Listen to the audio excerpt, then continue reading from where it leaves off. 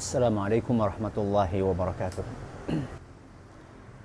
Anda punya HP? Nah, siapa yang hidup di zaman ini Ustaz nggak punya HP? Anak TK aja punya HP Ustaz. Masa kita nggak punya HP? Betul. Tapi coba Anda bandingkan dengan 20 tahun yang lalu, di mana HP itu hanya dimiliki oleh orang-orang the have, hanya juragan atau bos yang punya HP. Sekarang Masya Allah, semua orang punya HP. Bandingkan dulu ketika belum banyak HP, kita mau nelpon kita harus ngantri di wartel. Bahkan kadang-kadang kita sampai sejam ngantri di wartel. Itu pun juga ngomongnya terbatas. Kita hanya duduk di atas kursi yang mungkin sempit, kemudian juga sudah ditunggu orang di luar, nggak nyaman. Itu pun kalau misalnya orang yang kita tuju ada telepon. Kalau misalnya orang yang kita tuju tidak ada telepon, padahal kita ingin menyampaikan sebuah berita, yang berita itu sangat penting.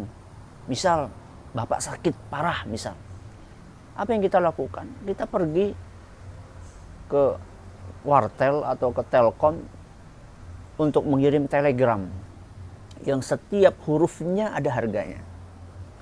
Coba sekarang Masya Allah, kita ngirim berita hanya dengan 100 perak, 200 perak, atau bahkan bisa gratis pula. Saat ini berita kita kirim SMS, saat itu juga akan sampai. Ini adalah merupakan nikmat dari Allah Subhanahu wa Ta'ala. Teknologi yang kita rasakan saat ini, kemudahan yang ada di dalamnya adalah merupakan karunia dari Allah Jalla wa'ala. Yang namanya nikmat seharusnya adalah disyukuri.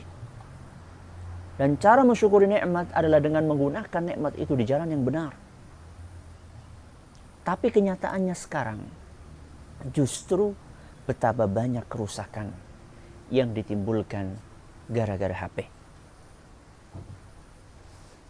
Jempol ini yang biasa kita gunakan untuk menulis SMS ternyata sering mendatangkan petaka. Betapa banyak sebuah keluarga yang harmonis antara suami istri yang saling mencintai, ternyata kemudian akhirnya biduk pernikahan tersebut harus hancur berantakan gara-gara petaka sebuah jempol.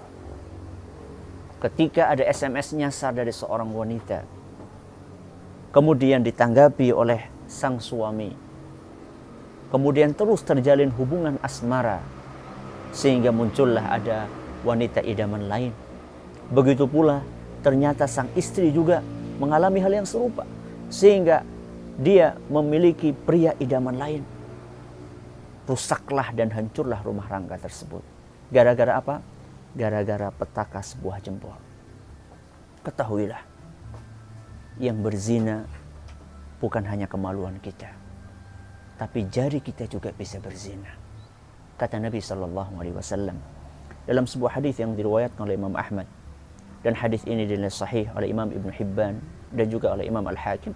Kata beliau SAW, kullu bani Adama asaba minaz zina la mahalah. Setiap anak keturunan Nabi Adam pasti akan terjerumus ke dalam zina tanpa mungkin bisa dia hindari. Wah, masa kamu nggak pernah Ustaz? Kami nggak pernah berzina Ustaz. Ini kata Nabi SAW. Setiap anak keturunan Nabi Adam itu pasti akan terjerumus kepada perbuatan zina tanpa bisa dia hindari. Zina apa dulu?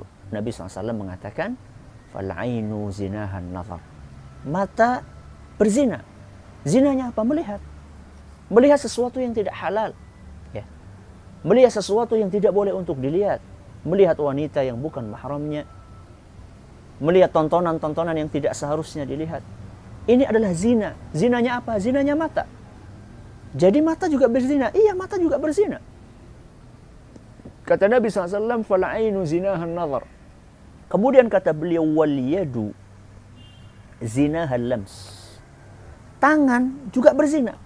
Zinanya apa? Zinanya memegang. Memegang wanita yang tidak halal.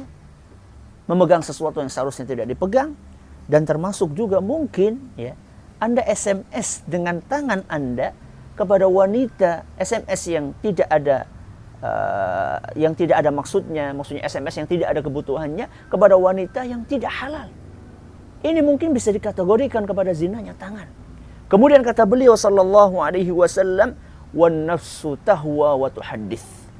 Setelah mata ini berzina, tangan ini berzina, maka giliran hawa nafsulah yang akan memprovokasi untuk melanjutkan kepada perzinaan yang tingkat berikutnya. Baru kata Nabi SAW, wa yusaddiqu dzalika wa yukadzibuhul farj. Adapun yang akan mengeksekusi terakhir adalah kemaluannya. Dari mata turun ke hati, dari hati kemudian dieksekusi oleh kemaluan. Dari apa awalnya? Kalau sekarang dari sebuah jempol. Maka berhati-hatilah kaum muslimin dan kaum muslimat yang kami hormati. Setiap apa yang dilakukan oleh anggota tubuh kita akan kita pertanggungjawabkan di sisi Allah Subhanahu wa taala. Kata Allah Jalla wa Ala, "Innas sam'a wal basara wal fuada kullu ulaika kana anhu mas'ula." Sesungguhnya pendengaran kita, penglihatan kita, bahkan hati kita semuanya akan ditanya di sisi Allah Jalla wa Ala. Al-Quran surat Al-Isra ayat 36. Jadi kita akan mempertanggungjawabkan apa yang diperbuat oleh jempol kita. Kita akan mempertanggungjawabkan apa yang dilakukan oleh mata kita. Kita akan mempertanggungjawabkan apa yang didengar oleh telinga kita. Semuanya akan kita pertanggungjawabkan. Maka berhati-hatilah dengan teknologi yang telah Allah mudahkan bagi kita. Mari kita gunakan teknologi itu untuk hal-hal yang diridhoi oleh Allah Subhanahu wa taala. Minimal dalam hal-hal yang mubah yang diperbolehkan oleh Allah Jalla wa'ala. Orang banyak mengeluh di zaman kita ini, kenapa HP saya cepat rusak? Kenapa HP saya cepat rusak, baru dipakai ini udah rusak? Mungkin bisa jadi rusaknya adalah karena Anda gunakan HP tersebut untuk hal-hal yang tidak diridhoi oleh Allah Subhanahu wa taala. Dan kita tahu bahwasannya nikmat itu akan langgeng seandainya kita syukuri. Manakala Anda menggunakan nikmat tersebut bukan untuk hal-hal yang diridhoi oleh Allah Subhanahu wa taala, berarti Anda tidak mensyukuri nikmat tersebut dan Anda terancam nikmat itu akan dicabut oleh Allah Jalla wa Ala. Kata Allah Subhanahu wa taala, "Wa idz ta'adzana rabbukum la in syakartum la azidannakum." Ketika Allah Subhanahu wa taala mengumumkan, "La in syakartum la azidannakum." Kalau kalian bersyukur, niscaya nikmat akan aku tambah.